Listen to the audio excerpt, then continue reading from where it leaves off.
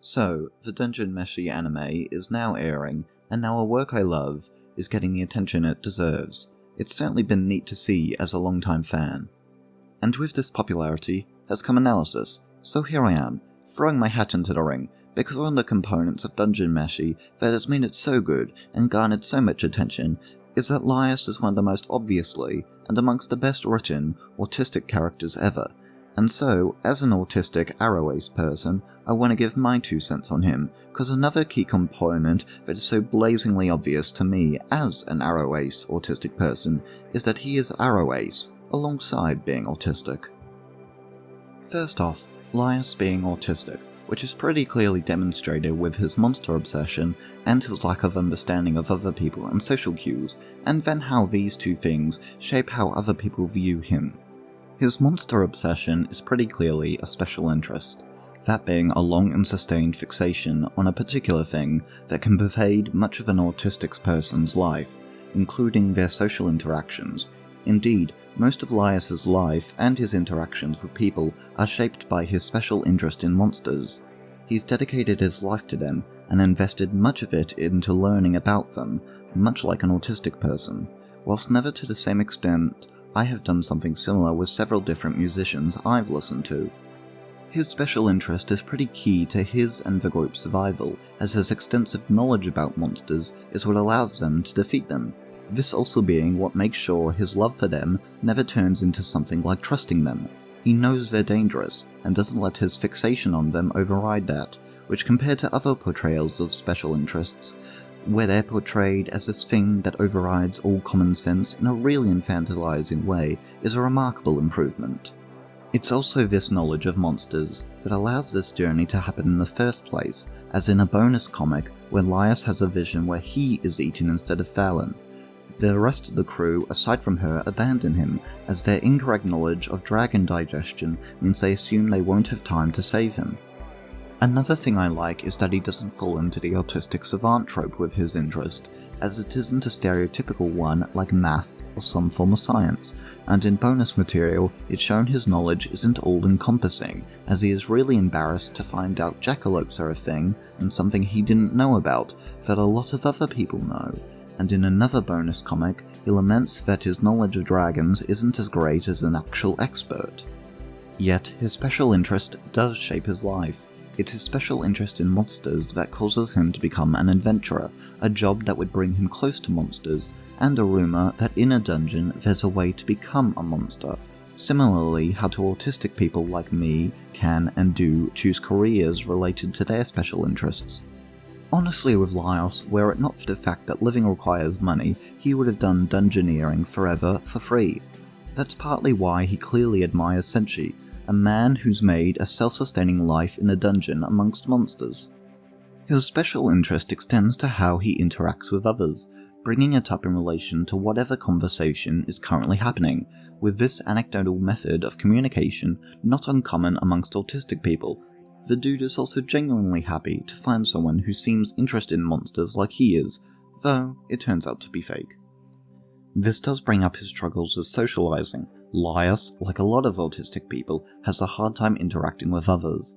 Part of the reason for this is that the thought processes behind neurotypical social interaction doesn't come naturally to us, but the other reason is that a lot of social interaction and the rules behind it is taught implicitly rather than explicitly. A lot of people learn through cultural osmosis, but with a lot of autistic people, these rules need to be taught explicitly, otherwise we won't get them, like I had to take a course to better understand how to interact with other people. And at various points you see that he very much takes people at face value, and doesn't recognize people having ulterior motives, which is another thing autistic people struggle with. The concept of ulterior motives isn't foreign to us. It's more so that a lot of basic social interactions are built upon ulterior motives that neurotypicals naturally learn. Alongside this, you can see that with Lios, he genuinely struggles with social interaction in general, leading to genuine conflict with other people, such as Toshiro, as he bulldozes over the man and doesn't notice the overwhelming social cues indicating that Lios is making him extremely uncomfortable. Or the Canaries, partly due to the winged lion giving him the incorrect idea of the situation, his lack of social grace leads to him fumbling his way through, accidentally leading to the climax of the story.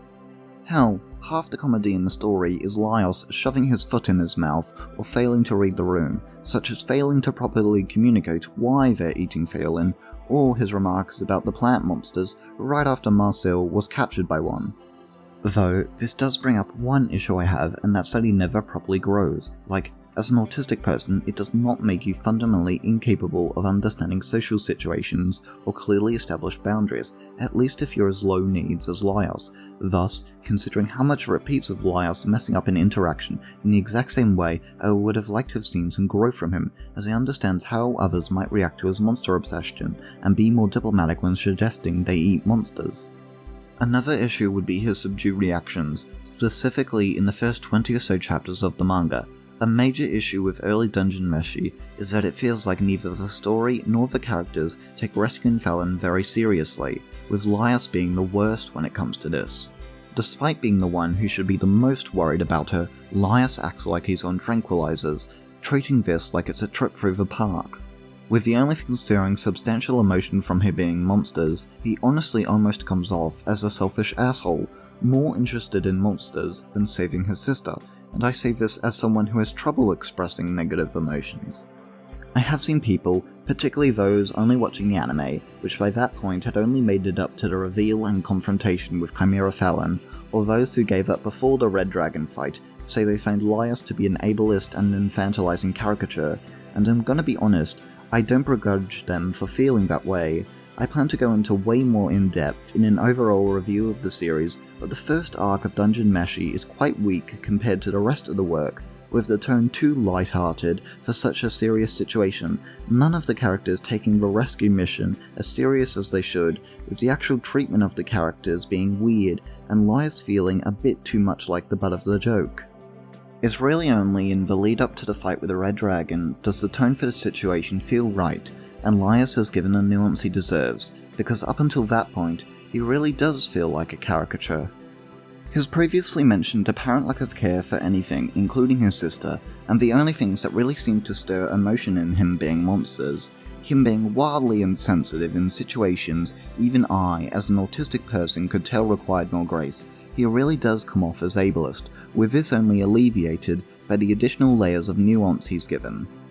I've seen people say Lios is the best representation of an autistic character ever, and I have to disagree. Whilst he is an extremely good representation of how the world treats and views autistic people, both those close to and distant to an autistic person, and has some truly moving moments that speak to the autistic experience, I can pretty easily point to other characters as better representation, such as Luz Nocida being the first to come to mind. First off, she's deliberately written to be neurodivergent, unlike Laios, with whether or not he's deliberately written to be autistic unconfirmed, as far as I'm aware. Like Laios, we do see how others treat her as a result of her neurodivergence, trying and struggling to understand her and the strain it and her behaviours causes. But unlike Dungeon Meshi, it also has an arc dedicated to her growing as a person.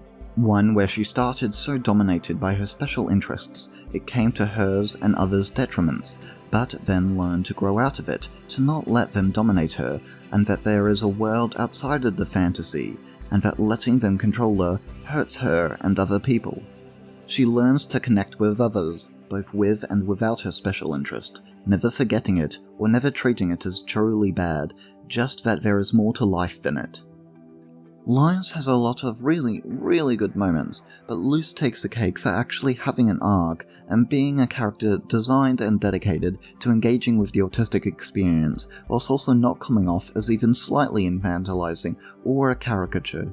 This does, however, bring me to one of the things that does make Laios so excellent as an autistic character. It's how he's treated.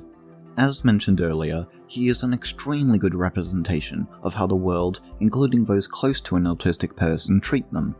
The fact he doesn't abide by traditional social conventions and has unconventional interests means people can't wrap their head around him and struggle to like him.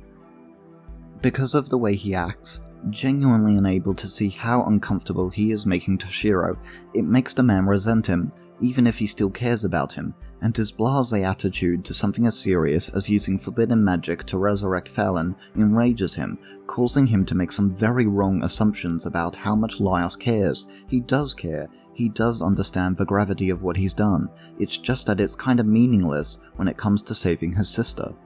His obsession with monsters leads to people making the worst assumptions about him, the Canaries in particular assuming him to be a threat because of it. And Carew experienced both, with the failure to conform to social conventions, not seeming to care about humans in a way that's obvious to him, and his obsession with monsters leading to him to view Lios as a threat to humanity. The way the cast treat Lios is a very accurate and evocative depiction of the struggle autistic people have interacting with neurotypical people, how we are perceived and treated by them, with some of the moments being one-to-one in terms of experience. Admittedly, a very funny and ironic thing to see has been Cannibal Lios and other misanthropic headcanons, or interpretations, because the fandom recognises the way characters mischaracterise and misinterpret Lios' interests and personality and come to negative conclusions about him, seeing him as dumb, dangerous and misanthropic, only to then subsequently headcanon or just straight up view him that way, all based in a conversation he had with the winged lion as it was tempting him. And I'm gonna be honest, judging a character who he is now, at age 26, based on a desire he had as a teenager that is only revealed by a character who fundamentally doesn't understand humanity and is trying to prevent Laios from wishing him out of existence, is one of the funnier things to come from this fandom. Like, it is very easy to find evidence of Laios loving and valuing humans, from the effort he puts in to saving humanity, including after he was transformed into his ideal monster, the lengths he goes to for his friends, or on the final page of the manga where you see him kindly ruling over his kingdom. Honestly, you could argue he loves humanity more than Carew, as he never intentionally takes a human's life, and as we've seen with Thistle, is very much dedicated to dealing with even the worst people non-violently.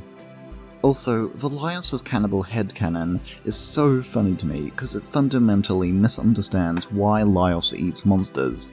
He finds them interesting, and he finds humans uninteresting.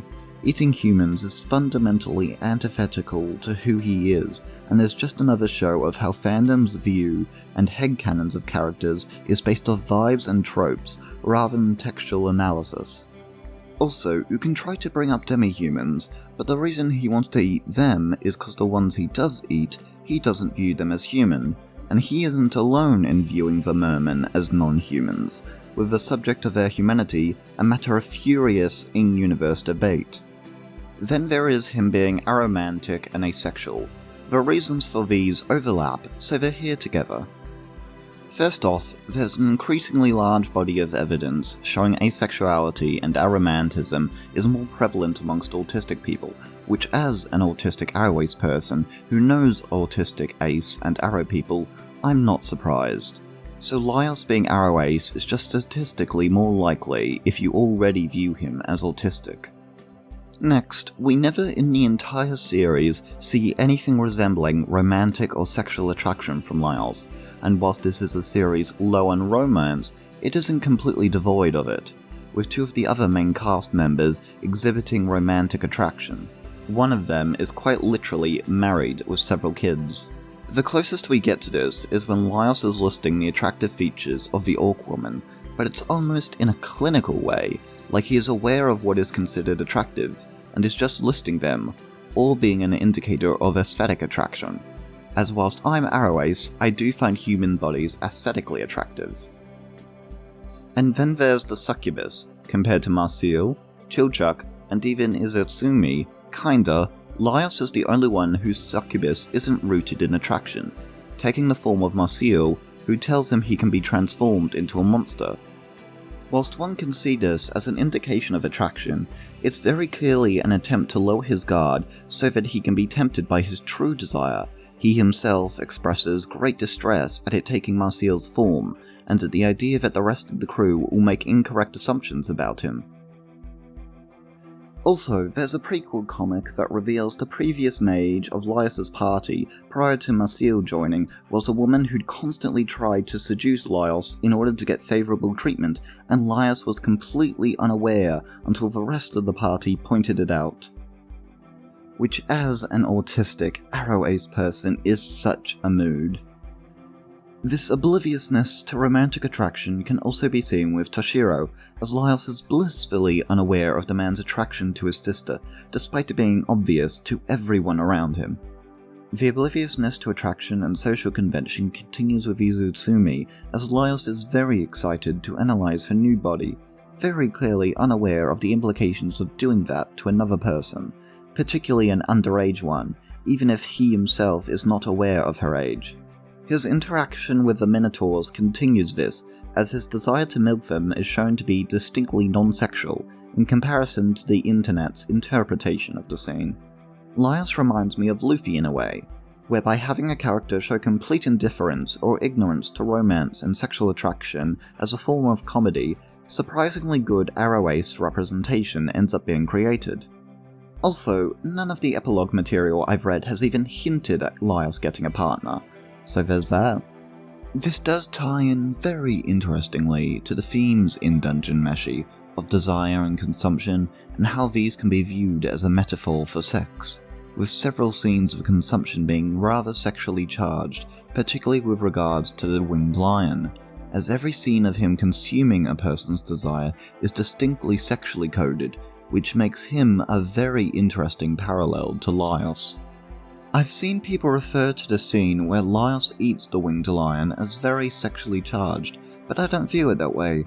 I view it as a deliberately non-sexual parallel to the sexually charged consumption the winged lion enacts. Lios is a human who wants to be a monster, who eats to survive and views eating not as a matter of desire, but of survival, and consumes the lion in a way one animal eats another, as a matter of survival. The winged lion is a monster who wants to be closer to humanity, who doesn't need to eat to survive, and instead does so exclusively to satiate an endless desire, with his every act of consumption sexually charged in a distinctly human way. The two are complete opposites, and the scene where Lios eats him is the culmination of this. This is partly why I'll never budge on Lios being AroAce. It's thematically relevant. So yeah, that's why I think Lios is autistic and AroAce. I know the former headcanon is very popular, with even his English voice actor endorsing it, but the latter less so, largely because him being AroAce would cut off shipping potential, and fandom is fundamentally built around shipping, to the point where they will distort and destroy everything about a character, up to and even including their name, just for a ship. As such, I wanted to give my headcanon a little love. I have a much larger, comprehensive analysis of Dungeon Meshi, one that goes far more in-depth about the themes of sex and desire, currently in the works, so you can look forward to that, whenever I get around to finishing it, that is. One final note, and that's on the idea of Lios being trans, and I just gotta say, no, just no. Well, kind of. He isn't trans in the way he desires to transition, or desiring/knowing he is a gender other than his assigned gender at birth. Instead, he is trans in the way he is the most incredibly agender person imaginable. Like, you think Lios cares about or has even considered gender in any way, shape or form in his life? Hell no. Lios cut out that part to fill it with more monster facts. Which is honestly in line with quite a few autistic people's view on gender, as being divorced from neurotypical thinking about gender, and how assigned genders are built around neurotypical thinking and behaviour, means a lot of autistic people just disregard or have never cared about gender in the first place. Look, if you inform Lios about transitioning, the only way he would ever be interested in doing so would be if he could turn into a beast woman. Sex, gender, they don't matter to him. All that matters is monsters. And if you were to inform him transitioning just meant he'd still be the same species, he'd see it as entirely pointless, though he'd still probably be supportive of anyone else, mostly because he just supports anyone. Also, I think he'd be a furry, but it'd always be with a sense of melancholy, as this is the closest he can get to actually being a monster. Anyway, I hope you enjoyed, and goodbye.